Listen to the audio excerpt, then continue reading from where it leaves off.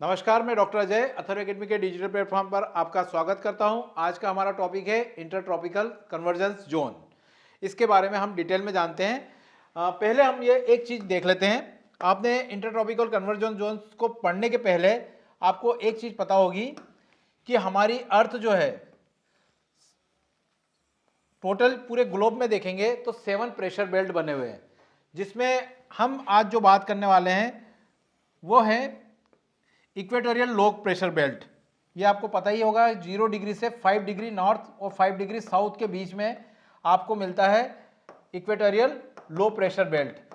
जहाँ पर क्या होता है, साल भर सूर्य की लाइट लंबवत आती है, वर्टिकली आती है, जिसके कारण ये हाई टेम्परेचर जोन रहता है। हाई टेम्परेचर होने के कारण इसकी सरफेस गर्म रहती है और गर्म सरफेस के कांटेक्ट में जैसी हवा आती है वो गर्म होकर ऊपर उठ जाती है। ऊपर उठने का कारण यह है कि हवा जब उसके सरफेस के कांटेक्ट में आती है तो हवा के मॉलिक्यूल्स में भी मूवमेंट उत्पन्न हो जाता है और मॉलिक्यूल्स जो है हवा के दूर दूर फैल जाते हैं, जिसके कारण हवा की डेंसिटी कम हो जाती है। हवा की डेंसिटी कम हुई तो हवा ऊपर की तरफ उठ जाती है। अब हवा ऊपर की तरफ उठती है तो इसके कारण 0 डिग्री से 5 डिग्री के बीच में आपको एक लो प्रेशर जोन जो है डेवलप हो जाता है। अब इसके बाद में हम एक और प्रेशर बेल्ट की बात करते हैं। ये प्रेशर बेल्ट है सब ट्रॉपिकल हाई प्रेशर जोन। ये 30 डिग्री से 35 डिग्री के बीच में आता है।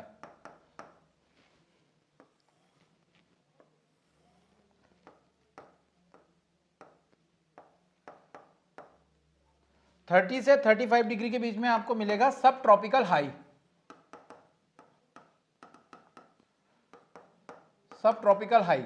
तो यहां पर मैं आईटीसी जेट को समझाने से पहले एक चीज थोड़ी सी डिस्कस कर लेता हूं। आपको पता ही होगा कि 30 से 35 डिग्री यहां पर एक हीट सरप्लस जोन में ही आता है, लेकिन उसके बावजूद यहां पर प्रेशर लो होना चाहिए। लेकिन हम क्या देख रहे हैं, ये हाई प्रेशर जोन है।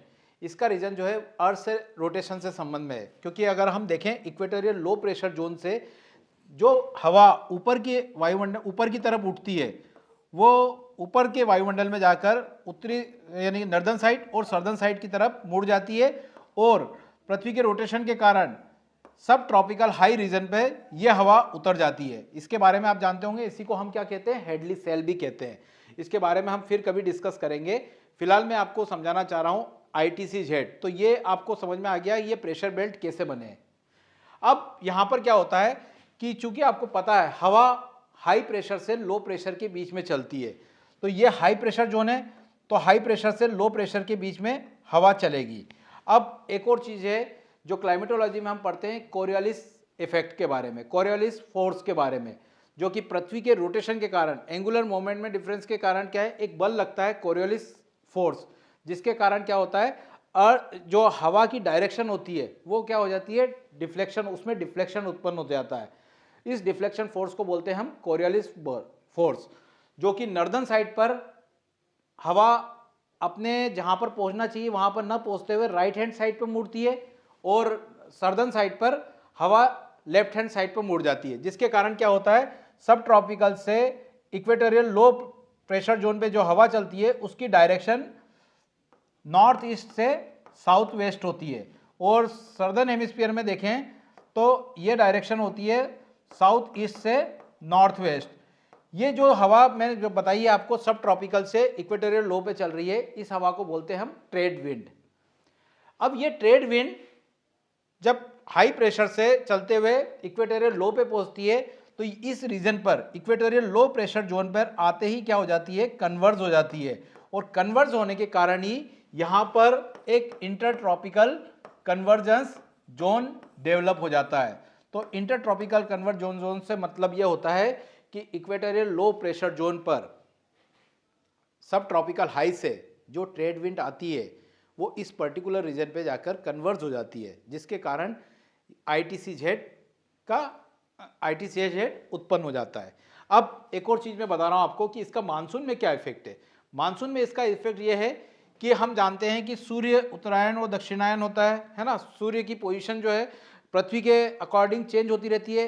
21 जून को आपको पता है ट्रॉपिक ऑफ कैंसर पे सूर्य लंबवत हो जाता है और 22 दिसंबर पे ट्रॉपिक ऑफ कैप्रिकॉर्न पर सूर्य लंबवत हो जाता है। अब यही बात हम करते हैं कि अगर 21 जून को 21 जून को हमारे इंडिया में गर्मी का टाइम होता है, सबसे लंबा दिन होता है। 21 जून को जब यहाँ पर सूर्य की पोजीशन होती है, तो सूर्य की पोजीशन के साथ साथ ये ITC-Z का जो क्षेत्र था जहाँ पर ट्रेड विंड कन्वर्ज हो रही थी, ये क्षेत्र भी क्या हो जाता है, शिफ्ट हो जाता है, लगभग 30 डिग्री नॉर्दर्न साइड पर शिफ्ट हो जाता है। जो कि 0 से 5 डिग्री पे होना चाहिए था, वो ITC-Z कहाँ पहुंच गया है, ऊपर की तरफ पहुंच गया है।